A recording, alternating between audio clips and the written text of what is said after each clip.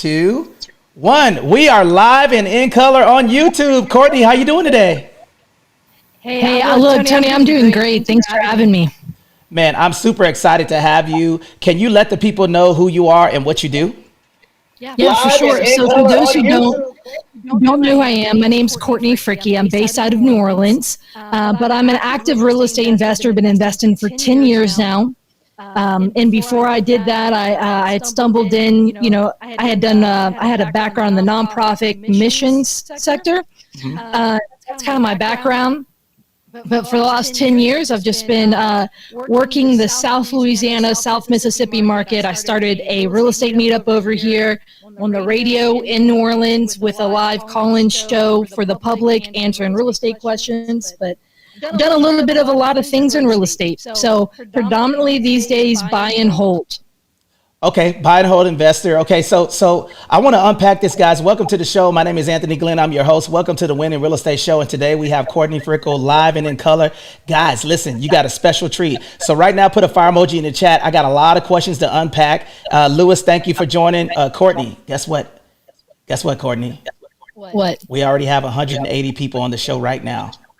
It's going to be crazy. Welcome, everyone. Okay, so I have Lady D, Damon, Anthony Perez. Guys, hit the hand raising button. Come on the show. Okay, I am live on Instagram, YouTube, LinkedIn, and guys, you guys get to ask any questions that you'd like to ask Courtney. Okay, and I'm going to go through a series of questions, and then guys, if you want to ask any questions, you could put it in the chat, guys, or you could ask us. You guys could just raise your hand and come up to the stage. We're going to be talking about creative financing today. Okay, and she is the expert at doing it. Courtney, I want to ask a question. What is creative financing? Can you explain that? Yeah, it's a great question. So historically, I have said that it's utilizing the seller or their existing financing to solve a problem and make a deal work. So historically, that's how I explain it. Okay, and then how did you find out about that? So can you walk us through, like, how did you get started in creative financing? Yeah, it's a great question. So I grew one of the largest wholesale companies in the greater New Orleans area, so which means I was getting in front of sellers who had problems, and I was making offers. And yes, I was also flipping at the time, so buying some of them and whatnot. But my problem was I couldn't really get my hands on financing that was more than 12 months, right? Hard money lenders, that's generally short-term financing. And I was coming across great properties that were great deals, but instead I was selling them away from my family and my family's legacy because I couldn't figure out the financing part. And so I had a few deals that made me mad enough at my skill set to go learn more, right? So I learned specifically how to use private money from everyday individuals and utilizing the seller, their existing financing. And so when I had those deals happen, I just put my head down and I went to go learn about it. And at that point, I had met some folks who had been investing for a few decades at that point, who were primarily creative investors. So I just got around them every chance I could to start learning. And then eventually I started applying it where I wasn't just making cash offers, I was making cash and creative offers moving forward. Okay, got you. Okay, so tell us where you grew up at. Like, do you have any siblings? Where were you born? Like, tell us about that. Yeah, so I'm from a town called Slidell, Louisiana, which is like just right outside of New Orleans, 35 minutes from downtown New Orleans. And I have two sisters. They're both now married, so I now have brother-in-laws as well. And so yeah, that's a little bit about me. Whenever I say I'm from New Orleans, I live in the city of New Orleans right now, but I've predominantly been from the suburbs. Okay, so what were you doing before you started to do real estate? Like, what got you interested in getting into real estate? Sure. So like I mentioned, I was in the nonprofit missions sector. I actually lived overseas in Thailand for a year. Came back home and I was dabbling in some part-time jobs when someone said, "Hey, Courtney, you should take basically the salary job I have." And that job was a property management job. And I just did it because he said salary and benefits, right? But that job introduced me to some things. Fast forward, it was I specifically got into management somehow on that in that role, and I turned a failing asset into a performing asset just by putting my head down, trying to leave it better than I found it. And while there, one of my the tenants, he did acquisitions for BP Oil, and he came up to me one day and he said, "Courtney, you don't realize you have a skill set." Mm-hmm. He said, if you could ever learn to do it for yourself, you'll become very wealthy, meaning taking an asset that's failing and turn it around. And it was during that time I was asking big questions. You know, I didn't go to college, and I was having questions around what would my career be? How would I provide? How would I have a retirement in the future? Mm-hmm. You know, I don't believe the government's going to, you know, Social Security is going to be there for me, right? And so during those times, I was asking those big questions. And when I looked into all that, real estate was consistently the vehicle people used, you know, to build wealth and for retirement. Okay, so and what year was that? Like, what was your when you helped with that project? What year was that? And what was the scariest part about starting it? So that was 2014. The scary part was. Well, okay, the thing that comes to mind, it was a marina that was owned by an apartment complex corporation. The scariest part was when the boats would sink. And I didn't know much about boats. And so, you know, that's like a house burning down, right? Right. And you know, so those were the days that I think stressed me out the most. But the reality was it eventually got to where it was so easy. The thing that scared me the most was I had so much idle time on my hands. And so I was just constantly trying to figure out, you know, that led me to a lot of office time where I could ask those bigger questions and really study and whatnot. Okay, so now you're in the mix, right? So what genre, what class of real estate did you start in? Did you start with figuring out like how to do the finance part, or was it acquisitions? What were you doing in the real estate business? Yeah, so great. So when I first started, that was with that marina, right? And we actually made an offer on the marina. Myself and that one tenant from BP Oil, he did acquisitions for BP, and he was like, he saw what I was doing. He saw that I was turning it around. So technically, one of my first offers was on that marina, so thank God it didn't go through. But my first, the first deal was a live-in flip. I, at that point, was still living at home. I was in my early 20s, mm-hmm. and I did not want to, you know, be living at home forever. So it was to figure out the home part. And so that was one of the first things I really wanted to figure out. Okay, so now you're in this genre of business. Now, how in the heck did you get into creative financing?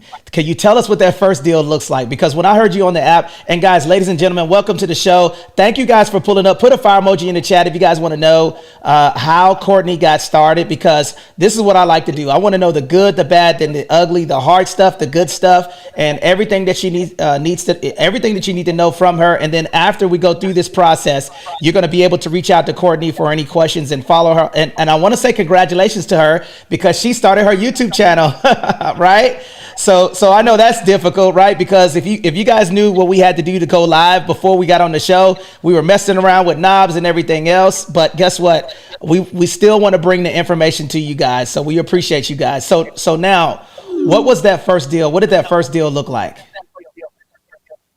So the first creative finance deal, again, my leading up to that was I was wholesaling. But there were some really good deals that I did not want to pass up, and it was a financing hurdle, right? And the other part of that was because I was flipping and wholesaling, I was selling everything. I wanted rentals. So that first deal was 3 rentals from a retiring landlord, someone who wanted out of the business, and I bought them subject to the existing loan. And it was kind of like he had a blanket loan on the property. So it was, you know, I was making one loan payment, but for these different properties, they were all right next door to each other. And, you know, I just got so excited that number one, he said yes to my offer. But I learned I don't own those properties still. I had to sell them pretty early on because basically I bit off more than I could chew. Mm-hmm. So with rentals, a big part of that is, and especially in the creative world, you can buy you can buy properties with little to none of your own money. So great. That helps a lot of people who may think this takes a lot. But the reality is maintaining properties takes more than a little to no money, right? So you need to be able to figure that part out. So I had those 3 properties. I bought them subject to the existing loan. Early on, I sold one off. And so I just had 2, but every time a tenant didn't pay or there was a repair, that came out of my pocket because I didn't have any reserves for my rentals. And so very early on, again, I bit off more than I can chew. The tenants, they were inherited tenants. And so there was issues from day one. There was deferred maintenance from day one. So eventually I ended up selling those within about 2 years. And a little bit over a year and a half, and I got rid of them just because I basically got excited, jumped in and bought, I don't want to say what was a bad deal, but a deal I wasn't ready for. Oh, that's a good one. So essentially you getting started, you had to invest your own money and you got a little bit in over your head, but that was a learning experience, right? If you could go back and say that, if you could go back in time and say, okay, so I have a choice to do this deal, and understand what are some of the things that you would have changed in that process? Absolutely. I would have structured my exit differently.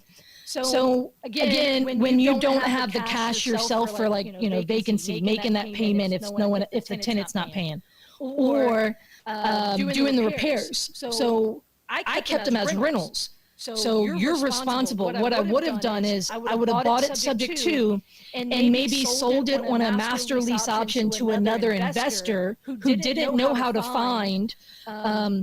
Basically, I would have financed it to another investor who had the money and they could handle those things because I got in.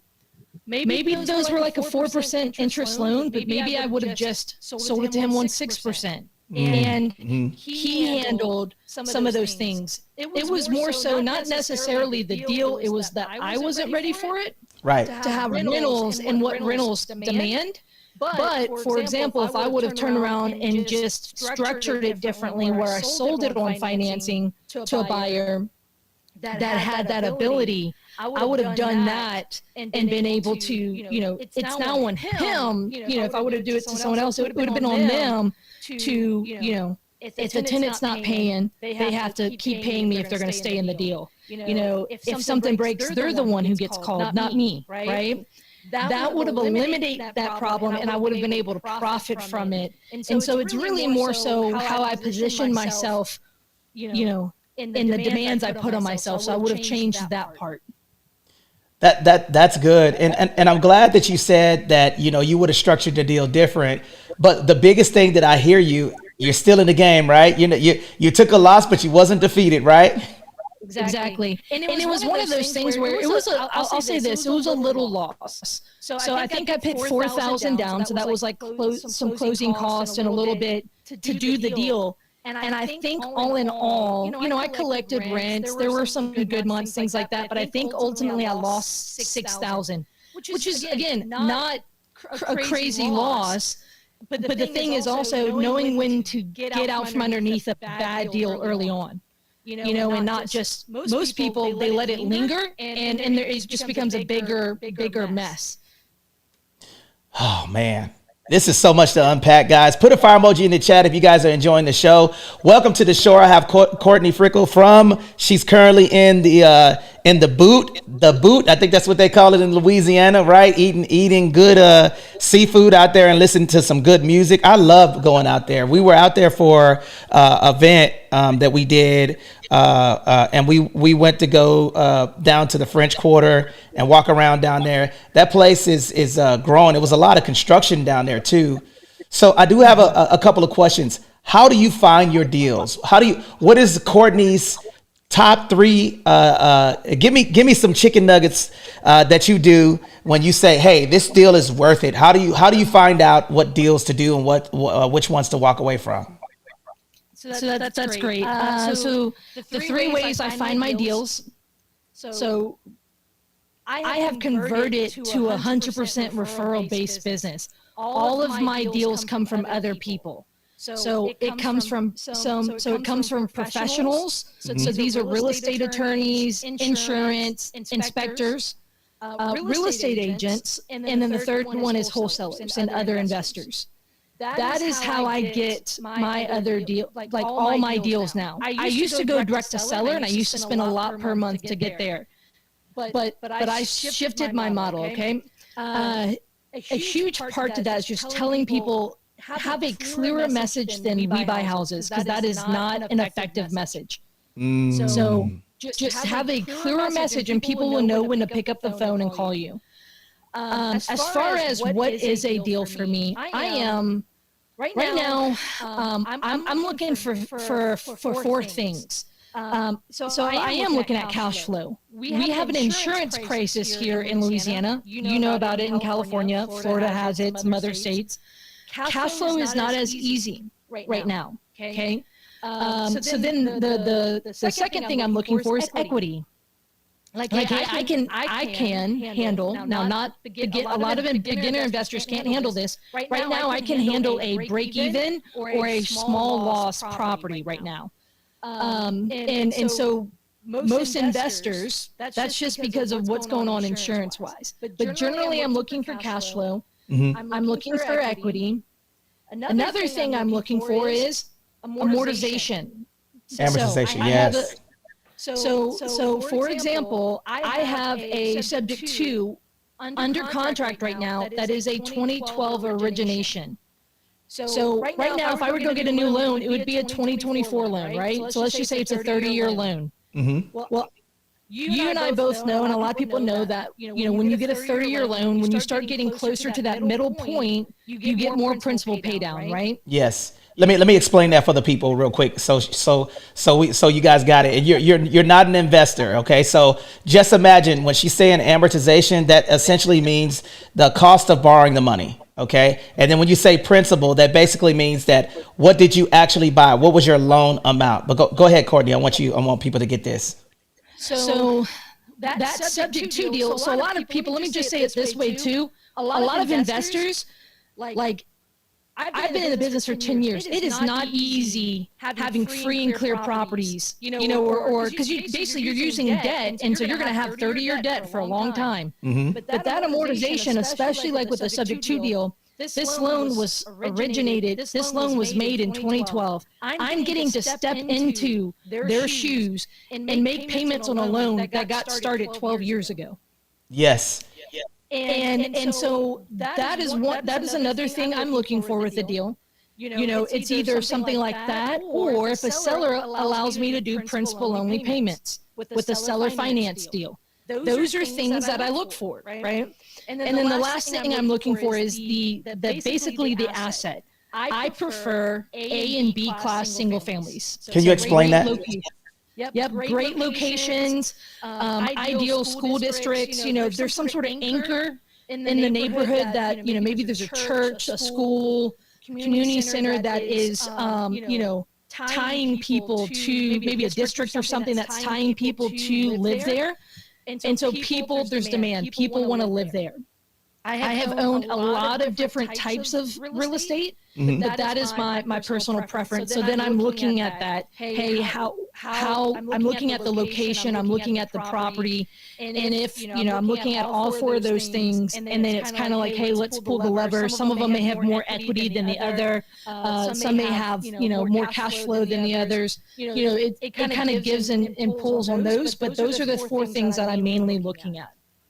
And that's it. Anchors are important, right? So let's just say an anchor is a school. It's a school that's super desirable. Why people want to move there for that school. An anchor could be a shop, a mall, right? People want to live there because it's close to the mall. It could be any type of thing that's going to draw people there. So when she's talking about anchors, that means that you can, as inflation goes, you can increase the rents because of the demand. People are not moving out of that place. So that's a really, really, really good thing. People are just looking at the property if they like it and the location of it, but there's a substantial amount of things that go into investing in real estate. And I want to ask, subject to explained, okay?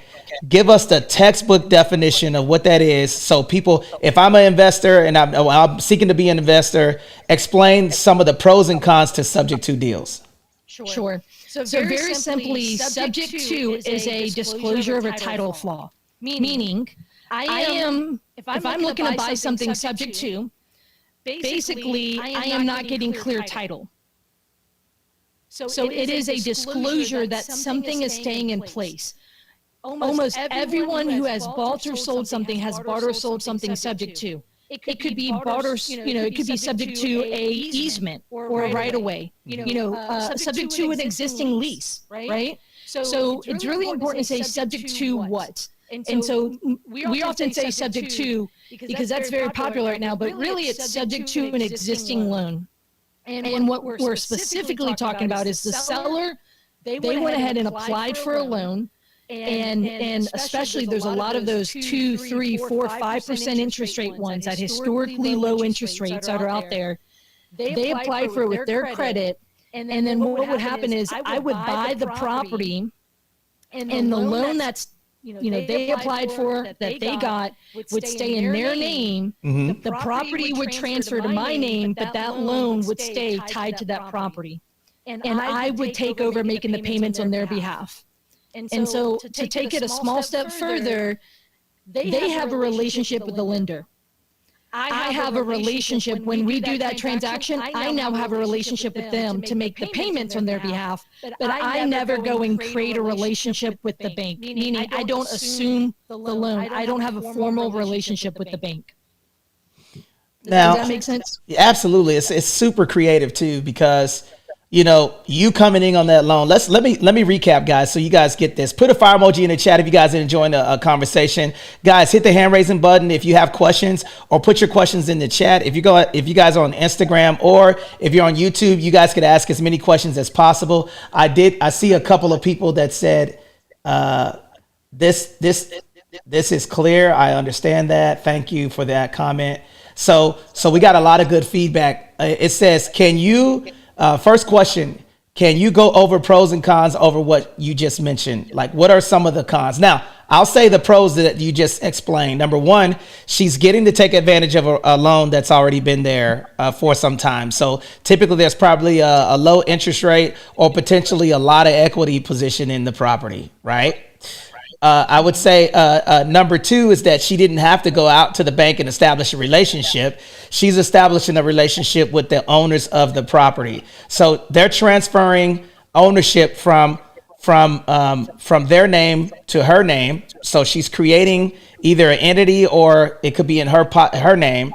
And then they still have that loan remain intact. Is there anything that you want to add to that, Courtney? So another part of that is we talked earlier about the loan benefits. And so those loan benefits could be that it's older. It could also be that low interest, stuff like that. And that's, especially in this market, how I feel I can manipulate this higher interest rate market is by being able to get into those lower interest rates. But those are some great pros that you mentioned. Now, so can you explain to me how do you go about transferring or getting that into your name? Can you explain it to me? Sure. So it's all done with a title company. Mm-hmm. I want to make sure that they're all done with an attorney. And so I personally put them into entities. First of all, Louisiana and trust. That is, most people don't understand how difficult and unique the law is in Louisiana. Mm-hmm. And we go by, it's different than other states. And then the other thing is most people, they think that, at the end of the day, whatever tool you use, you want to make sure you can operate it best.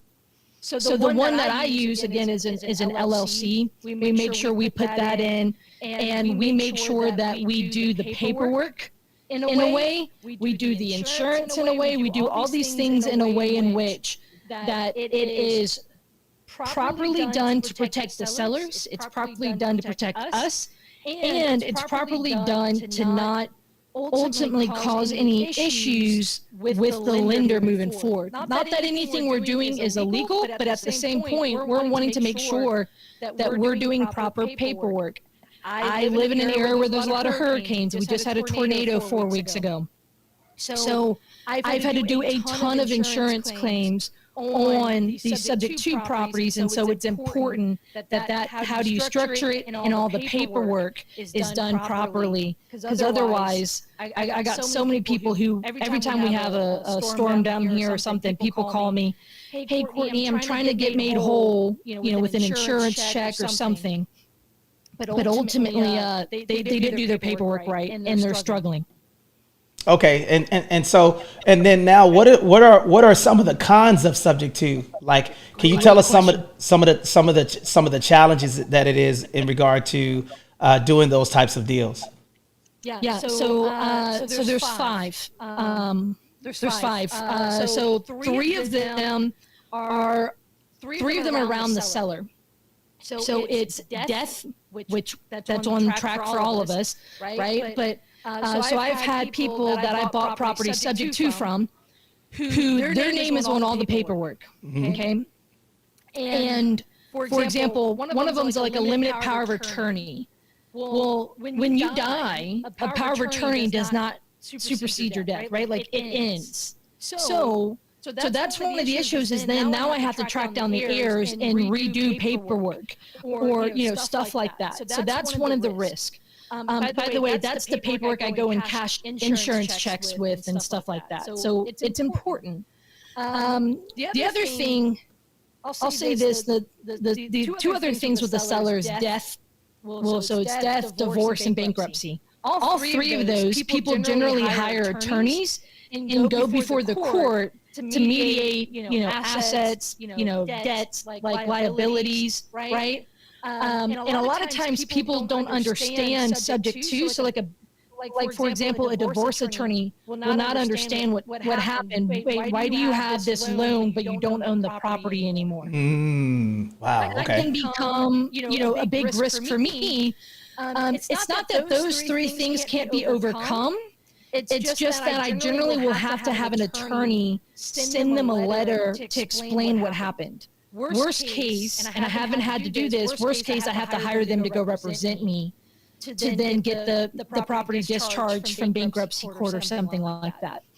So those are three risks with sellers. And then the other two is there's a due on sale clause within almost every mortgage that says that if the lender sees that basically the property has been sold, but it has not been paid off, they have the right, but not the obligation to basically accelerate the balance that's due. So let's just say there's $100,000 left on the loan.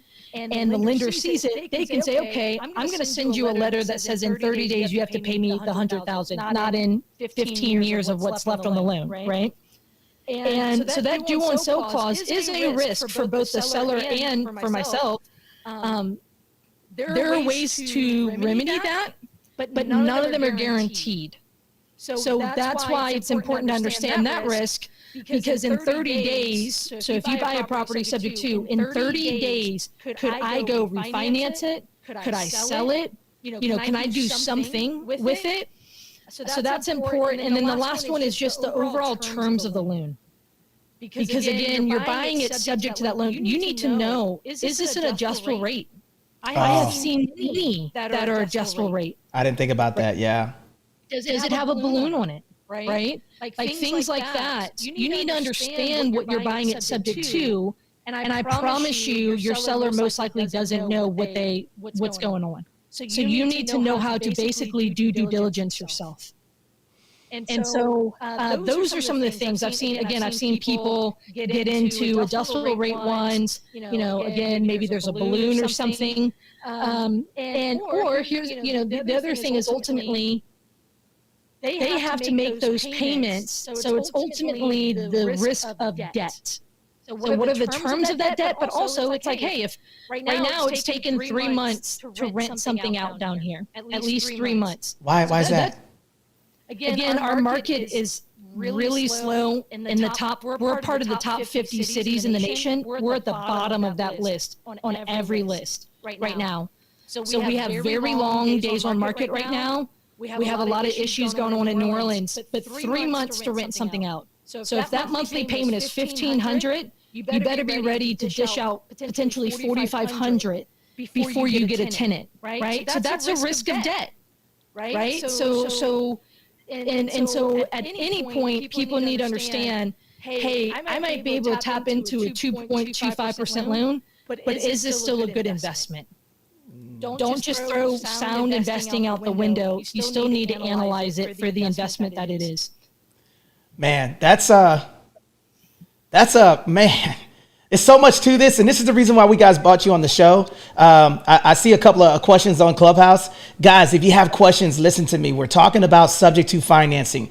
I have not heard anyone break it down as good. And anytime she speaks, I learn something. And I've been secretly admiring her from the Mortgage Syndicate, right when we were on in the Mortgage Syndicate, and I've been following her around and listening to some of the things that she, some of the stuff that she has been sharing. And right now we're going over subject two. So if you have questions, please put them in the chat. Okay, so we do have a question that says, some sellers may be skeptical to go on that route, afraid of purchasing on default. Excuse me. How would you present it to the seller and to reassure them that they are protected? So great point. When I talk about this, I say you want to sell the benefits of subject to, but you need to disclose the risks. So every single one of my sellers understand that the due on sale clause exists. They understand that in the event of default, their credit is at risk, right? So you need to make sure that they understand. But here's the other thing is subject to doesn't work for every seller. The majority of the time, it is a relief from a situation. Now, I still want them to understand. So what I say to them is generally is in the event, so for example, I have a seller right now who their property is sitting on the market. It's sitting, it's sitting for 4 or 5 months. They need to move in June for a job in, I think, Phoenix or something like that. And so right now they're sweating because they can't juggle 2 mortgage payments or a mortgage and rent or whatever their next situation is going to be. And so they're worrying about this house. So I said, hey, in the event that I could take over making your payments, would you be interested in hearing more? Right? And so then, if they say yes, I say, okay, so sometimes I have basically, we have a program, it's called Takeover Mortgage Program, where we will make the payment on your mortgage on your behalf. Now let's talk about what that could look like. There's some benefits, but there's also some risk. It might be a good fit for you, but it might not be. So you see how we're kind of like getting permission for them to keep talking about it and not just word vomiting them? Yes. And you know what? You said something earlier today. I apologize. My voice is getting all crazy. Anytime that I start trying to get all of these people to win in real estate, okay, the devil tries to attack my throat muscles. But I got Courtney over here rocking and rolling, guys. And you said something earlier about you could structure these deals where you can pay down principal payment and they do the interest only. Can you explain that? So generally, I just do that for seller finance deals. Mm-hmm. But when I said earlier was I can manipulate. So what's the going rate right now for an investor on a deal? 8+%, mm-hmm. Right? So it's hard to make deals make sense. So how can I manipulate this market? It's through creative financing. So subject twos, I can take over an existing loan that's at 2, 3, 4, 5% loan. The other thing I can do is seller finance, where I have plenty of seller finance deals where it's principal payment, 0% interest. And so that's where that applies. Oh man, now we're gonna guys, I want you guys to put seller financing in the chat because we're gonna go into seller financing next. Courtney, I know that do you have a little bit of time to start covering? Because I do not want people to miss this, and I want to talk about seller financing. Okay, so can you explain what seller financing is, and how does it work from traditional financing? Yeah, it's an excellent question. So typically, seller financing, more specifically, where the owner's going to basically finance the purchase. An old school term for that is a purchase money note, meaning it is, in essence, I am going to buy their property, and they're going to finance the whole price for me, or some of the whatever. Now, most people say this is when the seller becomes the bank. That is not true. If they were to become the bank, that would mean they would need to have money to give me, right? If I get a loan from the bank, $100,000 loan, saying that I promise I'm going to make them payments for the $100,000, what do? They give me $100,000 to, use. No, sellers aren't doing that. So what it is the terms of the sale. It is not a loan. It's the terms of the sale. So, and that's important because a lot of people, they're going to tell the seller, hey, you can be the bank, right? And I say, no, look, hey, in the event that I could. So one of the things is with seller financing, when I talk with sellers about it, it is an opportunity for me to, maybe if they're stuck on a price, like stuck on a number and they really want that number and they're maybe unreasonable with that number, I could potentially give it to them with seller financing. Now the terms would have to be favorable enough to make sense. But I frequently can make situations make sense. And generally on owner, on a seller finance and owner finance deal, most of the time the property is owned free and clear. So there's no mortgage. And look, 30 plus, I believe the numbers are like 34% or something like that. Properties in the US are owned free and clear. Something like that. That's good to know because so seller financing, you create those terms. Why would you want to do that? What would make you do that? Like, what are you looking for in a deal to do seller financing? I'm so glad you asked that. Why would I do it? You see her face? She smiled because but go ahead. I want you to break that down for us. So the reason I love doing business with individuals versus institutions is, number one, it then becomes what is negotiable. When's the last time did you walk up to the bank and say, this is what I'm going to pay you? Right? Like as far as the terms of the loan. Never. They're saying, here's our rate and term sheet, right? So number one, it's negotiable between parties and human beings, not institutions, right? The second part of that is I frequently get a second bite of the apple, what I call a second bite of the apple with seller finance deals. You can't do that. You really can't do that with the bank unless you pay it off early. Okay, so second bite on the deal, and then you can set your own terms. Are there any cons to those situations? And I also want to, you remind me of something about when you were saying the due on sale clause. So essentially what happens is that, that happened to me, Courtney. Let me tell you a crazy story, and I have the paperwork to prove it.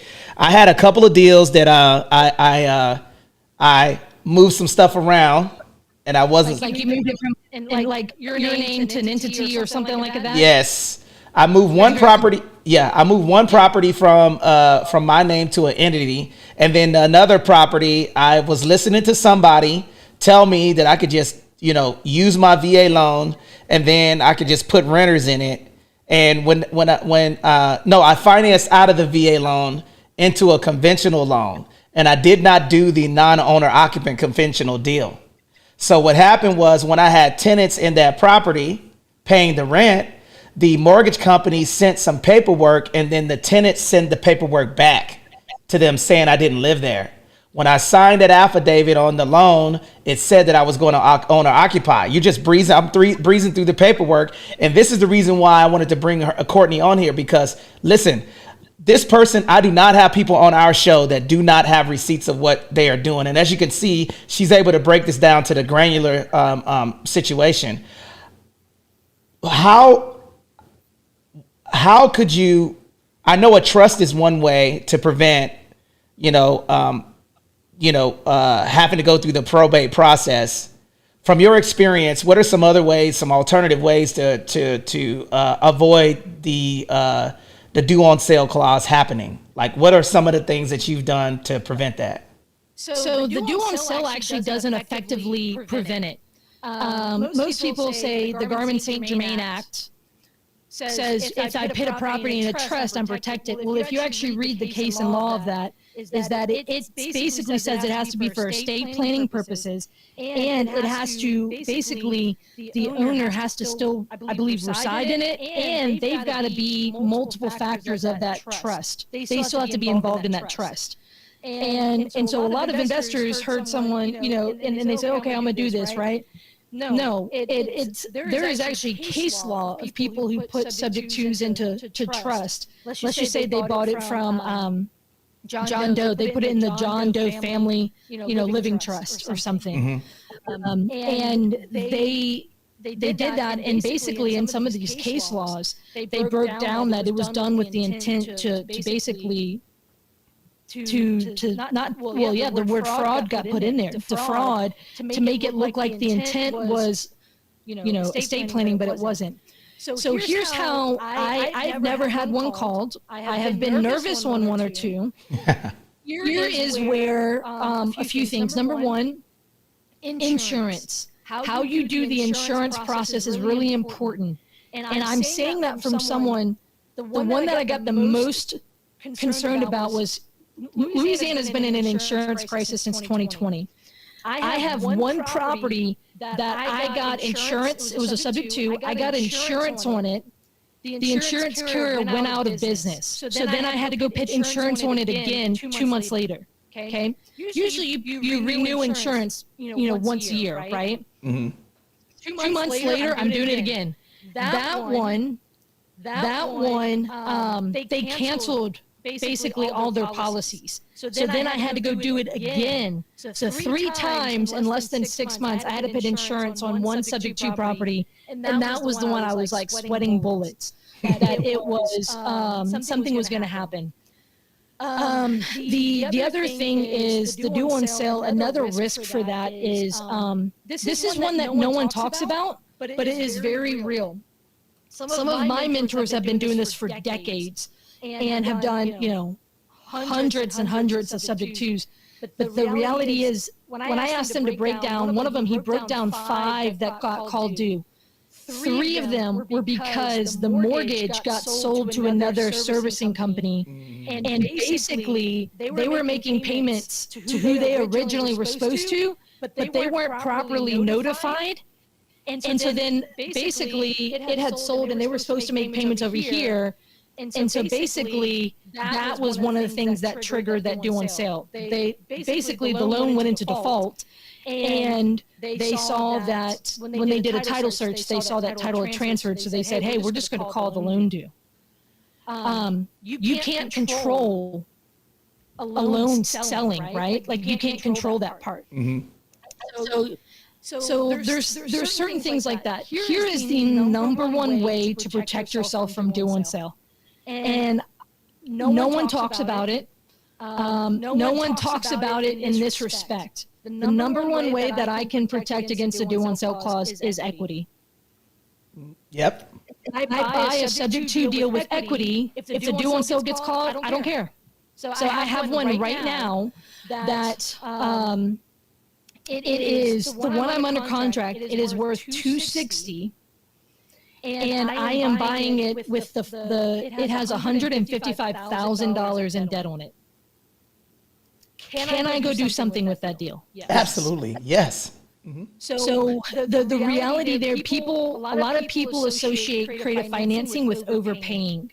And we call it wholesale terms. It's the idea of being able to get a discount like you can with a wholesale cash offer, but also doing it with terms. So whether it's subject to, or it's seller financing, I still can get great deals, right? And equity is the number one thing that protects me. If I got called due, I can immediately go fire sell it. I can go refinance it. Whatever that looks like. Now, oh man, she's cooking, y'all. Put a fire emoji in the chat, guys. Welcome to the show. If you guys have questions, hit the hand raising button, come in.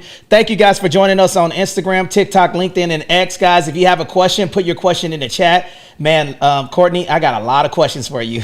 Are you ready to answer some questions? And I am. I see Stack Pack in the building. The first question that is in the chat, it says on TikTok, it says, "How are you finding these deals?" I know you talk about RIAs all the time. Can you explain that? And then I have a couple of questions to follow that one. Yeah, so she mentioned RIAs, yes, investor meetups. But one of the main ways I get these deals is through real estate agents. It is not with me going on the MLS and making blind offers. And it is not, things like that. So I have a principle I live by. The best creative offer is a custom offer.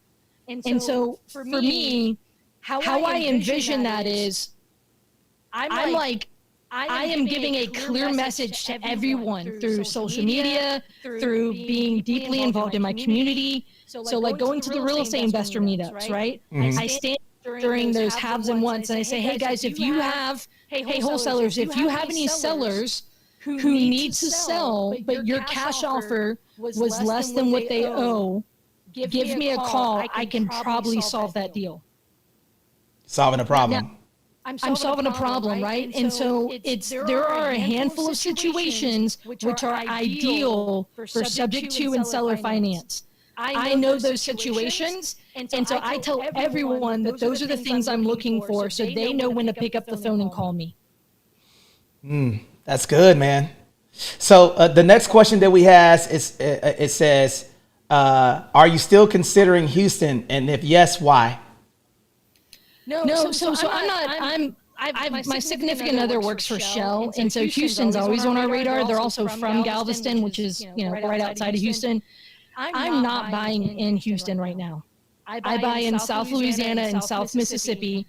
Houston's always on our radar though, just because we travel there often. One, because of family, and also two, because of Shell. So, but no, not actively buying there. Now the next question, it says, "Is the balloon payment always a deal breaker?" You've already covered that, so the answer is no. So it's not a deal. Yeah, it's not a deal breaker. Here's the thing: balloon payments, and there's a few things, guys. That requires you to be a great deal maker twice. Most people are not a strong enough deal maker, especially to be a deal maker, in a short period of time twice on the same deal. What I mean by that is I had a guy who bought a property subject to, and he told the seller within 6 months, I'll get it refinanced out of your name. He set himself up to fail day one. Mm-hmm, mm-hmm.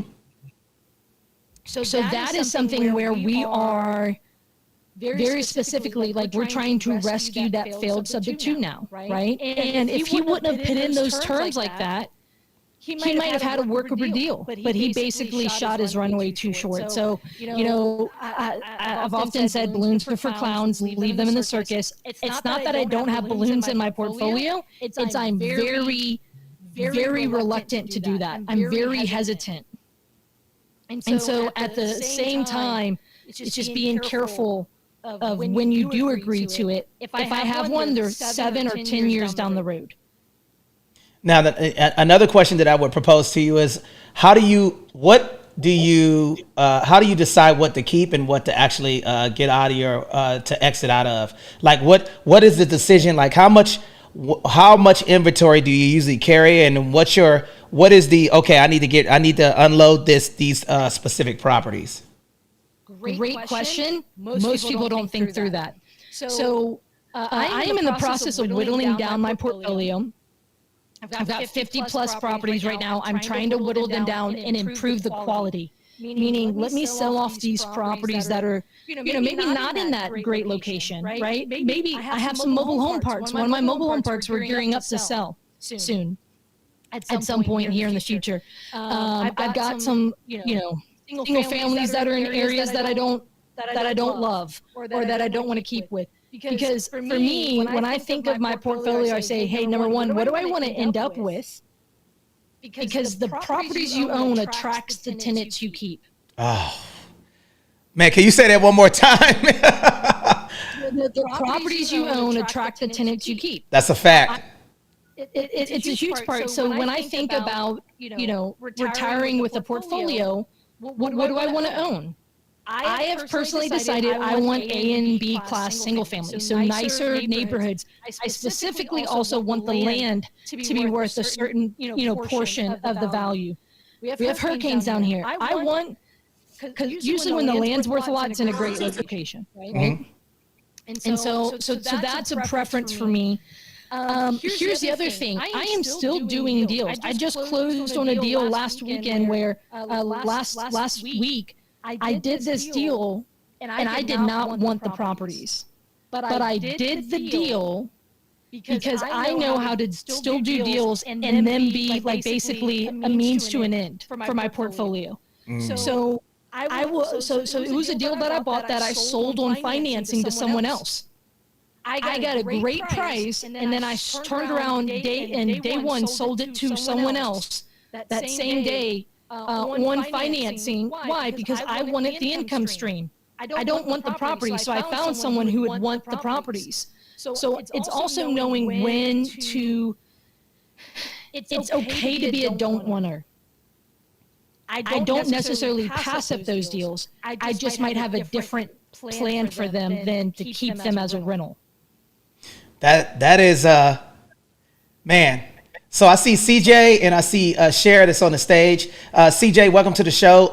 Welcome to the Win and Real Estate Show. Today we're live and in color. If you hear Courtney speaking through my microphone, we are live on YouTube. Guys, if you guys are enjoying the show, please, if you're on Clubhouse, click the link above my head and then, put a comment on YouTube or say hello to Courtney because she has graced us with her presence. She is the creative financing queen, and I wanted to bring her on here specifically so she can data dump on us so we can utilize this information to start thinking outside of the box. I haven't heard anybody on the app speak as much as I explaining it in depth like she does to where a person that has never owned a piece of real estate. So I wanted to bring her on the show. I watched her for almost 2 years.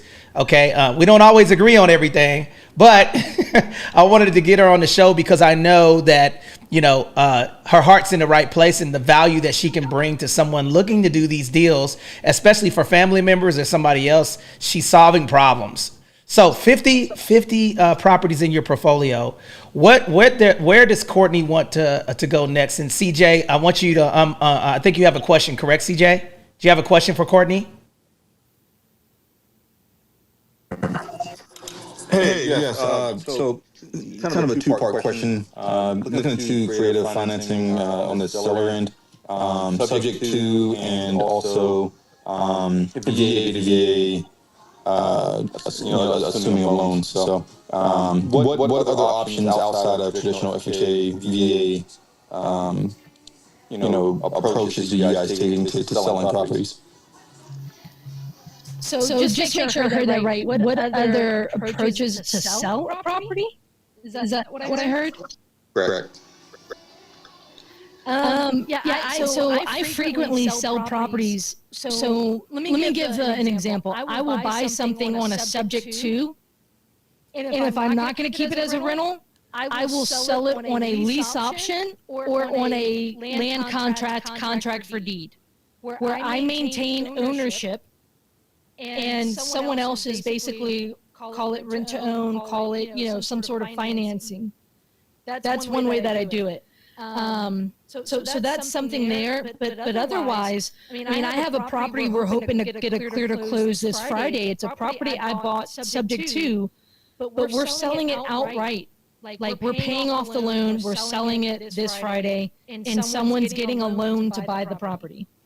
And they are getting a conventional loan. So you can do it a few different ways. Let me just say this principle.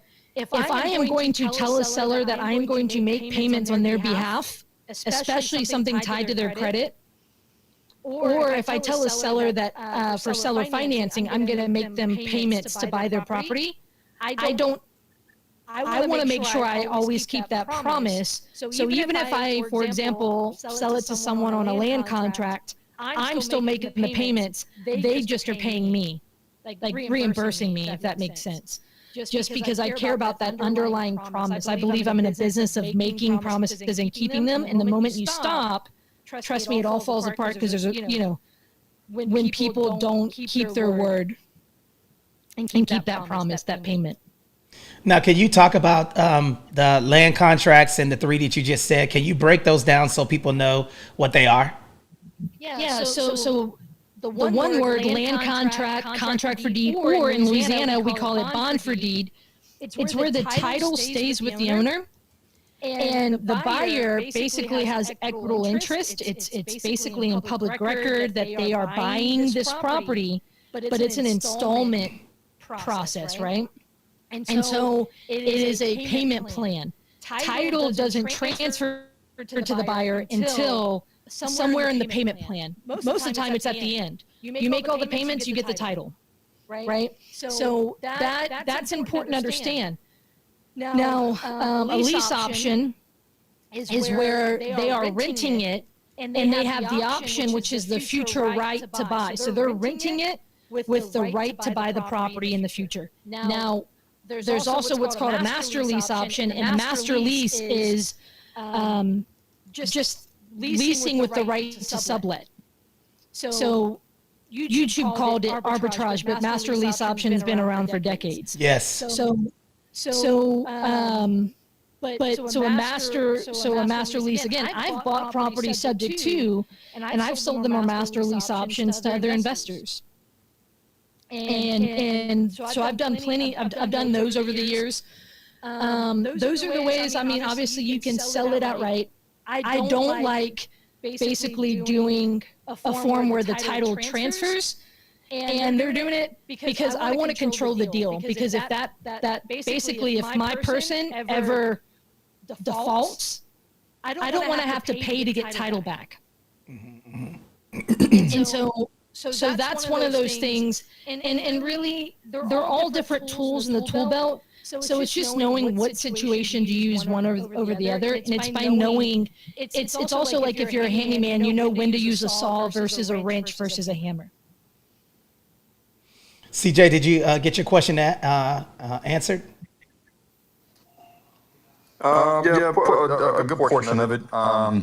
So to just kind of clean up the context. So we're in a position to sell our house right now. It's currently on the market, and because of the turbulence that we're seeing with the rates and market values, we're seeing a little bit of a hesitancy on the buyer side. So we are creatively trying to find ways to navigate that by either entertaining, VA to VA assumption of loan, or maybe selling subject to, and just kind of thinking outside of the box, outside of traditional FHA or traditional buying selling format. Like what other creative approaches are other people entertaining on the seller side? So that's a good question.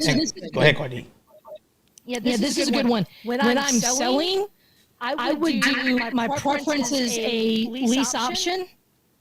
Then it's that land contract, and then it would be potentially subject to last.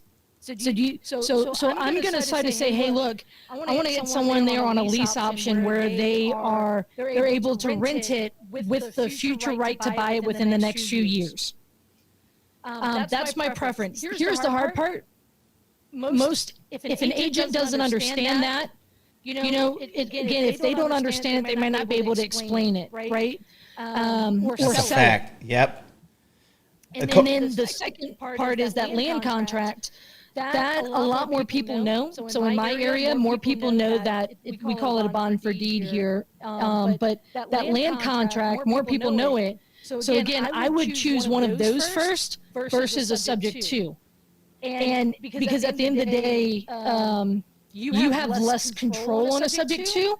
And so when I'm selling, I want to give less control up. So again, there's that preference funnel of which ones I would want to do. And then, keep those things in mind. And look, with an assumption, because it's V8, it's more important because it's, encumbering your entitlement, right? Oh, bingo. It's a bigger deal. And so an assumption, Tony, you can speak to more of what an assumption does, whether to another VA or to an individual who qualifies. That still could have some ramifications, but a subject to still ties up your entitlement. But and CJ, I don't know if you're still active military or not. You don't have to answer that. But let me say this to anyone who's active military. I have people who are active military that have a security clearance, because I live near military bases. And so if they go into a foreclosure, if they do a short sale, or if they file bankruptcy, they will lose their job. Depending on their security clearance. And so, for example, a subject to puts you at most risk. So I have a seller right now who is in this situation, and we walked through it. We said, look, man, you have to be darn sure if you're going to sell on a subject to, you need to vet the buyer, right? Like you need to vet the buyer, because not only is your credit at risk, but your job's at risk if that's your situation. And that was his situation. And so when he talked to an attorney, the local attorney said, you want no one else other than Courtney to do this deal with you, because she'll make sure your payment gets paid. She cares about keeping her paid, and that's, so when I say I get referrals from professionals, what better a referral than an attorney telling someone, oh, Courtney will make sure that this deal gets done and that's protected for you. And that's a fact. And this is coming from somebody that deals with VA loans every single day, man. Man, that gave me goosebumps, man, because she is going in, Stack Pack, and shout out to Stack Pack, guys. And I want to make sure that you guys are getting this information. CJ, listen to me, man. I'm a veteran. Okay, I served in the Marine Corps from 1996 to 2016. Why do you think that I have Courtney on the show? Specifically because she knows what the hell she's talking about. A lot of these agents don't know. I'm gonna give you a couple of nuggets real quick, because this is the Courtney show. But I'm gonna tell you something. How long has your property been on the market, real quick? Just give us. You're listed with an agent and it's on the market, correct? I think I've been on the market for a little over a month, I think. Where's it located at? It's in Marietta.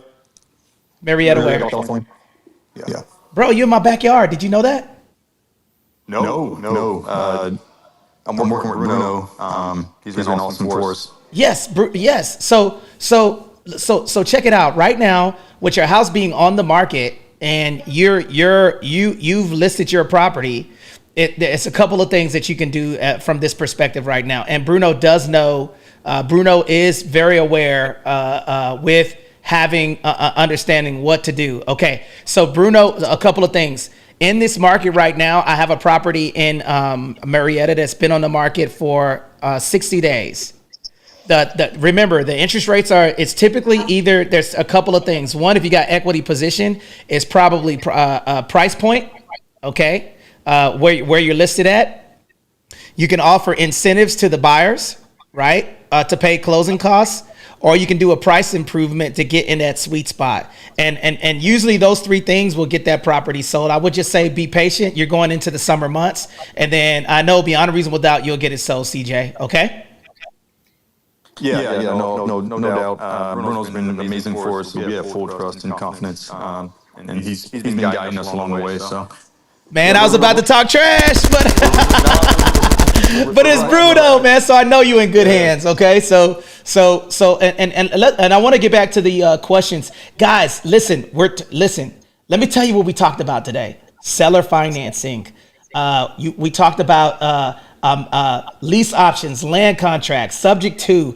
All of these terms are clandestine to people who don't know what they mean, guys. So make sure that you guys hit the link above my head. Make sure you subscribe to the YouTube channel. After we get off of this live, you're going to be able to, as soon as I close down the live, this live is going to be able to stay here. And for those of you that are on TikTok, if you go to TonyGlennII.com, TonyGlennII.com, you will be able to see our YouTube channel and go back and listen to the replays. That way, I'm going to tell you right now, if you're just joining us and you missed this stuff, you're going to have to take a notepad out and write down everything that she was saying. Because what I was doing when Courtney was talking is I was taking notes and I would research some of the terms, because a lot of these things I wasn't familiar with. right? So it is fantastic for you to be able to come on here and share this information, Courtney. Now I want to ask a couple of more things, and I see a couple of more people that came on the stage. If you have questions, guys, please ask your question, because Courtney will be able to answer the question. I see Jacob that's on the stage. Jacob, welcome to the show. Do you have a question for Courtney? Brother Jacob? Hey, Tony. Great to be here. I'm just enjoying the room. And thank you, Courtney. Thank you, Tony. I'm just going to keep listening here. Outstanding. Outstanding. Share. They said that I'm heading over to YouTube Live to see you. Okay. So, Courtney, can you wave at the screen? All right. Hey, guys. Okay. Make sure you click the link above my head. Get on the YouTube, and if you're on TikTok and you guys want to talk to us or ask questions, you guys can ask any questions that you may have. Now, Courtney, I do have a couple of more questions for you. What advice would you give yourself your first year in real estate today? If you could go back in time with experience, Courtney, and you could go back to the future, what advice would you give yourself in regard to investing in real estate? Ooh, this is a good one. This was advice that I got later on that I wish I would have gotten an early one, which was give your efforts time to compound. Ooh, basically, don't quit too soon. Give your efforts. I'm typing this. Give your efforts time to compound. Think about it as a snowball, right? If I had a really small snowball, I couldn't build. It'd be like you're like, oh, that's not a big snowman, right? But what if you start rolling it up, compacting it with other snowball, and then eventually over time it'll get bigger, right? Giving your efforts time to compound. It's the idea of not quitting too early. Real estate, and especially in the single family space, is a game of inches and then suddenly. And I didn't give myself time. So the big thing is, there was a lot of times I wanted to quit. Mm-hmm. And a lot of other people, I started a real estate meetup in my area. I see a lot of people get started, but they quit too soon. And so just give your efforts time to compound. And then I would only secondly say the deals you do are directly tied to your skill set. So if you want to do deals like this, improve your skill set. And what is skill set? It's knowledge applied. So go get the knowledge and then go apply it. Wow. So Courtney, when I put the tone, so guys, for those of you that are on TikTok, we just went up 15 more people from TikTok. Guys, if you go to Tony Glenn, TonyGlennii.com. Okay, and go to the SitRep YouTube channel. If you put in SitRep, there's a million of them. But go to Tony Glenn, TonyGlennii, and you can see Courtney and I on the live right now. Or if you're on Clubhouse, you can click the link above my head and subscribe to the YouTube channel. You can see Courtney and I live and in color. Courtney, that's profound advice.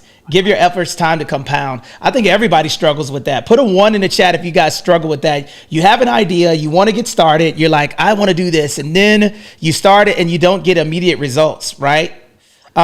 So essentially what she's saying is that, stick in there to get the information. And then it's like planting a seed. You cannot expect fruit when just planting the seed in the ground. So that's really, really good advice.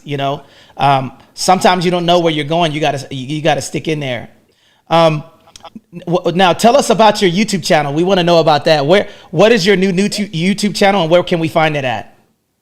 Yeah, so if you go to CourtneyFricke.com, so Fricke is F with the Frank, F is in Frank, R-I-C-K-E, so CourtneyFricke.com has my YouTube channel on there. You can look it up. It's just Courtney Fricke on YouTube. I launched it just here recently, and we're about to start here in May releasing the videos. I have about 20 videos that I've already recorded with people who don't have the social media following, but are profound mentors and allies in my life. And so, it's people that, a lot of people know that I specifically like to learn for, respectfully, the gray-haired people who've been in the business for decades. And so I have 5 main mentors. One of them's not alive anymore. So 4 of them are alive. I have already interviewed 2 of them. in their houses. And so I was down in Florida. I went to their house, interviewed them in their house. And so I'm looking forward to rolling these out. Both of those guys have been investing, one of them since 1965, the other one since 1972, I think. Wow. Okay, so Courtney, just so you know, Courtney Fricke, okay, Courtney Fricke, FRICKE.com, guys. Again, Courtney Fricke, okay, .com. That's where you can find the YouTube. And guys, the reason why for that. The reason why we wanted to have you on the show is because I think you're an amazing person. You know, I've never heard you ask for anything, and just pouring information to people. And I believe that, you know, we are managers of what we have, and you're definitely a manager of what you have because you pour so much into other people. And I believe that that's, you know, why you're so successful at doing what you do. So I want to say thank you, guys. Thank you so much for coming and listening to the YouTube channel. And then okay, here's a question. It says, do you have any courses or classes that people could enroll in? So look, and Tony, I appreciate that, and I appreciate you having me. People often ask me that. I dabble in the education space, but I am not. I'll say this: I am not looking to moonlight as a real estate, education business, right? Why? Because I'm actively doing. I have a board full of deals right here that I'm actively working.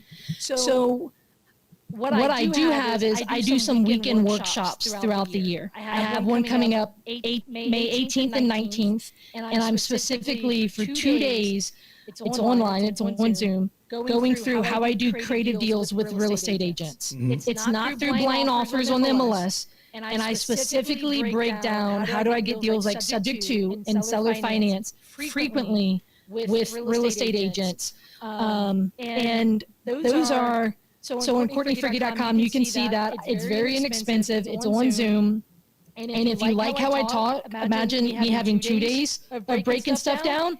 And it's not in here, but I have a 150-page manual that you get with the class that has bonus materials in it. So imagine if I could show you paperwork or give you like breakdowns that's difficult to do online. And I'm glad that I'm gonna tell y'all. See, if y'all notice when we were doing this show, okay, like I would tell you, Courtney, you needed to have these. Your YouTube needs to be up yesterday. Put a fire emoji in the chat if y'all want to see more of Courtney, guys, because this has been a phenomenal. The reason why we went through, Bruno, I got you. I'm going to come to you next because I know you probably got a million questions. The reason why I wanted to bring you on the show is because, listen, it does not, if y'all go to the YouTube channel and go to my first video, I'm like, I want to tell you, my name is Anthony Glenn, and I didn't know what to talk about, right? It doesn't get any better. You just get more conditioned to doing it. And I'm going to tell you, it's going to blow up because, again, subject to financing, lease option, land contracts, all of these things, land contracts, all of this stuff, people, this is the getting your real estate license is easy. Mortgage, talking about mortgages is easy. And I'm not saying that it's not important, but learning that there's other alternatives to do financing deals or helping people through contracts, it's a game changer, and once you start getting into these deals and understanding how they work, now you have a point of contact that can guide you through it. So thanks again. Is there anything that you would like to share before we go to Bruno? If you guys have questions, guys, we're about to shut down the show. So make sure you ask any questions, put your questions in the chat. Bruno, did you have a question that you'd like to propose to the stage, brother? No, man, you know what, brother? It's actually not a question, man. I just wanted to say thank you, man. Thank you to Courtney for hopping in here and to you for curating the space, man. And I think that, man, like, what I wanted to highlight was the power of networking. So the thing that I was able to take away from a lot of what Courtney was saying was the way that she generates her business and the connections that she has, and it all boils down to the power of networking, right? And us being able to do this thing, right? This, real estate professionals, real estate investors, all things real estate that we all, essentially get into a space and to help educate each other, to help sharpen each other's tools, man. As you guys saw, saw. You know what I mean? There was some stuff that that Courtney was kicking, and I'm like, holy crap, man, this is I'm familiar with a lot of this stuff, but there was perspective and insight that she gave that I thought it was beneficial, man, for me to reach out to one of my clients and a client and a friend to say, you know what, man, like, let me get my brother in here so he can hear directly from the horse's mouth a lot of some of these things that he and I have spoken about in passing, but to ultimately go over the different options that we have in real estate and ultimately trying to find ways to solve problems. So, Courtney, thank you so much for hopping in here, and Anthony, and I appreciate you curating this space and having me on here, right, and affording the opportunity for us to get more people in here to learn. So, my brother CJ, we're in the process of selling his house, man, but he also has a passion for real estate and everything else, and I think it was super beneficial, for us to seize the moment and get him in here. So I want to thank everybody on the stage for that. Fantastic, man. Wow. Courtney, man, what did you think about it? What did you think about being on the show? Man, look, thank you so much for having me. Look, Bruno, thank you for coming up and sharing that. Look, wait for you to take action. And being here with your client, talking about all this, talking through these things, that's huge, right? And look, I appreciate you having me. I think thanks for everyone who's asking questions. That's huge. If anyone wants to learn about creative financing, the best thing I ever did was get around creative real estate investors I wanted to be like. And by getting around them, you grow into the conversations you're around. And that is something, again, I got around folks who were doing creative real estate investing, and they had been doing it for decades. So not just did it because it was trendy, but they've been doing it for years and survived different market cycles and things like that. They've built the life of their dreams through it, right? And so get around folks who are speaking this language and learn how to do it safely. Okay, a lot of folks are doing it.